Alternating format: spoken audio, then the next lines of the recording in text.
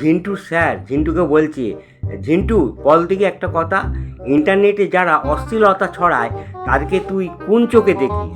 ঝিন্টু বলছে, স্যার আমি তাদের দু চোখ দিয়ে দেখি। তখন ঝিন্টু স্যার বলছে, না না সেই কথা বলছি না, তুই তাদের কিভাবে দেখিস?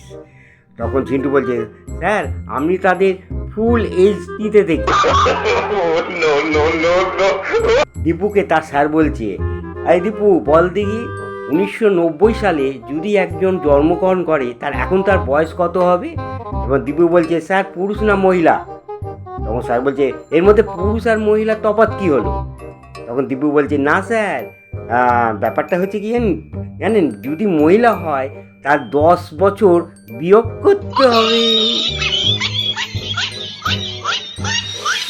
গণার স্যার গণাকে বলছে, এই গণা বলতো, অফিসের বস আর গাড়ি এর মধ্যে তফাৎ কি? গণা বলে, স্যার এ তো ভালো তো কথা, দুজনকেই তেল দিতে হয়।